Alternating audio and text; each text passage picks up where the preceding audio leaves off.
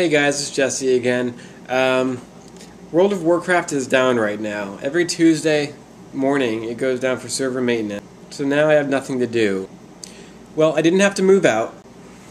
I ended up emailing the lady that handles the apartments early yesterday morning. I just asked her if she could confirm my move-out date for me, and I want to be kind of nonchalant. And so she emailed me back and said it was in November, so I said, okay, I'm good. There's not going to be someone that shows up at my door ready to inspect my apartment and say, we're ready for the next people to come in. So they're ready to let me stay in until I need to leave, basically. So that's good news, because otherwise I was going to have to pack everything up, move it to my mom, and then sort the things that I need in California from the things I don't. That way I could repack everything and then move the stuff I need out there. I sent a letter to Jenny and just kind of asked her what she thinks we need in California. And I suggested, well, it didn't really suggest, but I said, you think we might only need clothes and then that's it? And so we might just do that. I'm going to wait to hear from her. I won't hear from her till Sunday. Even if she writes a letter, as soon as she gets my letter, I still won't get it until after I talk to her. So we might end up just doing that, and then when we get to California, just like go on Craigslist or something, or a thrift store, and get some cheap furniture. Just get like a real cheap bed and anything else we might need. Maybe like a cheap TV or something like that. But we don't really need much. So maybe like a table or something, just enough to get us through the year of her training. I guess it also depends on what language she gets. If she's only going to be there for 6 months, then we're really not going to do much. If she's there for a year and a half, we might get a little bit fancier of stuff. Instead of getting milk crates, we might get an actual table. So I was editing my video probably the day before yesterday, and I put those little the boxes in the corner, and like I've seen in other videos, they have the little video playing in the corner, and like you can click on it and you go to that video. But I couldn't figure that out. So does anybody know how to do that? Comment below if you do, and tell me how, because I couldn't figure it out. What I'm guessing is that I have to embed a video into my video in my editing. That's not clickable. It's just a video in the corners. And then when I put it on YouTube, then I can go to the YouTube edit thing and then put the boxes around it to make it a link. So anyone know if that's the case? And if that's the case, then I need to figure out how to... Oh, jeez. So it's nice having a tripod, but when I kick my mouse into it and knock it over, I guess that's... What was I saying? What else is going on with me? Oh, I am about halfway through, a little bit over halfway through the first Harry Potter book. So when the books first started coming out and the movies started coming out, I was a complete Harry Potter hater. My girlfriend at the time, which was not Jenny, it was somebody else, and she was a total Harry Potter fanatic. And I was like, that stuff is for kids. Okay, yeah, so this girl was my age. And so we were probably 22, 23-ish, I think. And so, I thought of it as like a, 10 to 15-year-old girl type thing. But I was like, I'm not going to read the books. I'm not going to go see the movies. That stuff's stupid. It's for kids. And so for years I was thinking that. And then Jenny finally dragged me to the Deathly Hallows Part 1 movie. Now, I had kind of seen pieces of the previous movies before that, and I thought they were okay. I mean, I became less of a hater after seeing those movies, but I still wasn't completely into it. Like, I wasn't going to go read the books or anything. Like, I'd sit through a movie or something if I had to go with someone, but I wasn't going to go read the books. And then I saw Deathly Hallows Part 1, and we saw it in the theaters. It was the first Harry Potter movie I saw in theaters, and I really liked it a lot. And still, I was at that point, I was no longer a Harry Potter hater. I wasn't a fanatic, and I wasn't going to go read the books, but I was definitely not a hater anymore. And then Deathly Hallows Part 2 was coming out, and here's an interesting story, because Deathly Hallows Part 2, it came out on July 15th. Well, Jenny was supposed to be at MCT on July 14th. And when she found that out, she almost cried. Because she was like, I'm not going to be able to see it on opening day. And I'm really upset. And I have to be in MCT. And, you know, all this stuff. And I was really excited for the movie. Like, I saw the previews and it looked really good. And Part 1 was really good. And then I was listening to the radio one day, and they said that you can go on a website and win tickets for a pre-screening, which was like, it was July 11th. It was like 4 days before the release of the movie, and Jenny wouldn't have been at MCT yet. So I'm like, oh, I'm going to hound this radio station. I'm going to get on their website and like put in all these requests to try to get tickets. And so it was like 2 per household that you were allowed to do. So I put one in, and Jenny put one in. Because you had to go to their website and then like search through this blog that someone had for the Deathly Hallows symbol. The blog post that they put the symbol on, the hidden symbol, was like 3 years ago that it was posted. So it was kind of really hard to find. The only way I really found it is, which was really simple, that a lot of people could have found it if they, you know, knew computers, I guess, is there's a search feature. And so I just searched for the word Harry Potter, and it went right to that blog. I opened it up, I clicked the link, and it said, you know, you can enter for a chance to win. So I did. I told Jenny how to find it, and she entered. And then a couple of days later, we both got a call from the radio station saying you won 2 tickets. So we've got 4 tickets to go see it. So we ended up seeing it on July 11th before it even came out, and it was so awesome. And I saw the movie on that pre-screening day, and it did not end the way I expected it to. I'm not going to give anything away for any of you who still have not seen it that are interested in seeing it.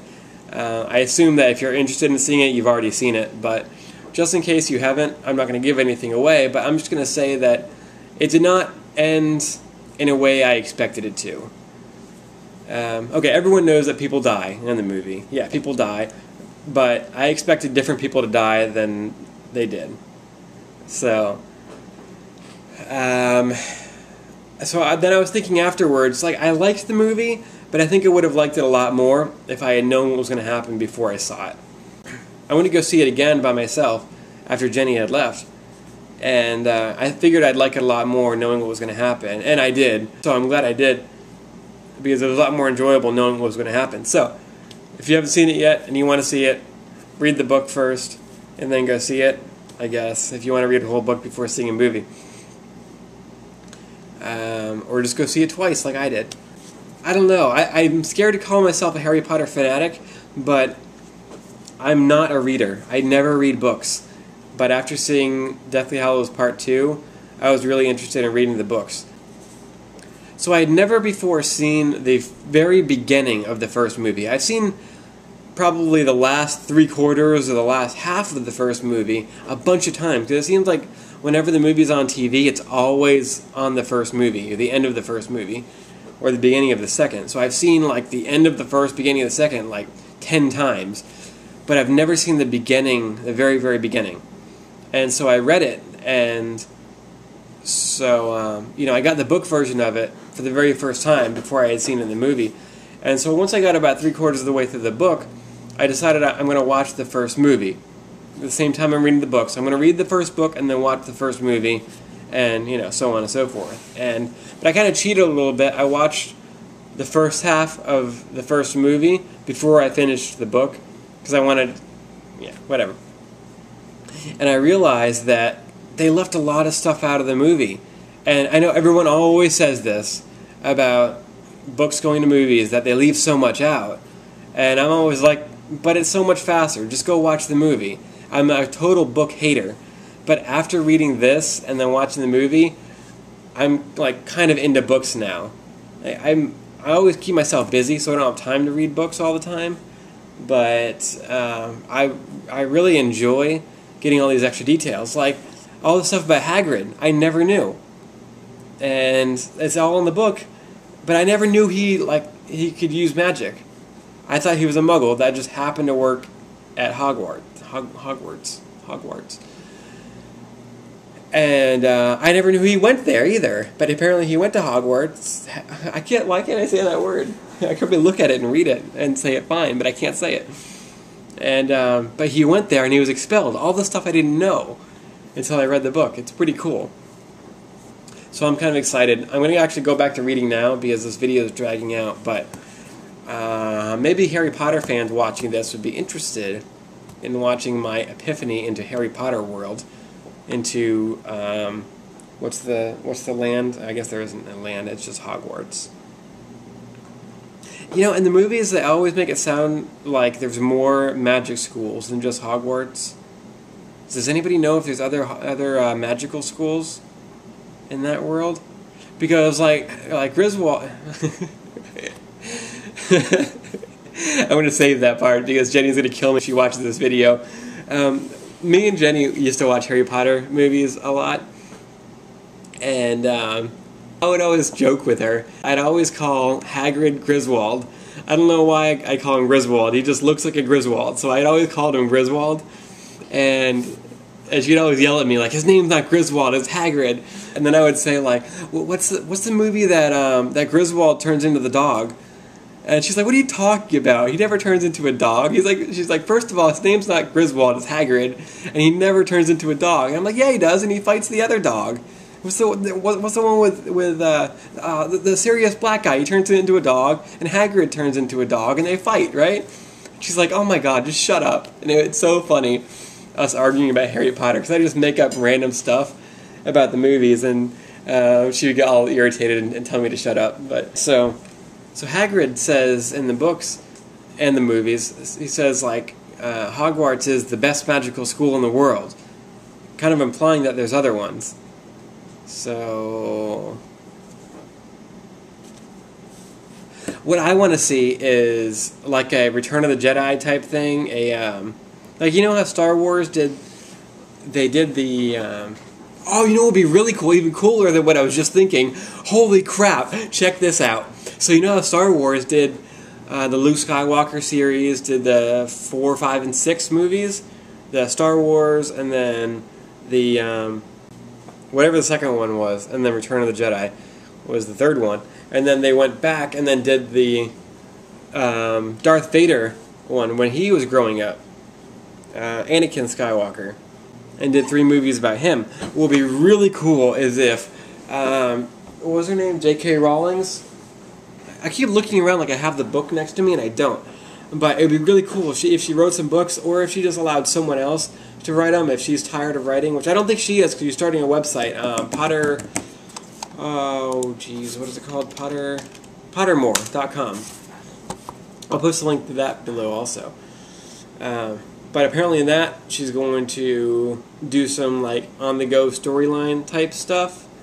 So I don't really know what to expect about that, but there's a video. Go to Pottermore.com and check out her video she has in her top left corner, and she talks all about it. There's going to be some forums, and like people are going to kind of add in feedback on future storylines. But what would be really cool is if they did more books and movies on the James and Lily story, like what they did while they were at Hogwarts, or maybe even like the beginning of Voldemort.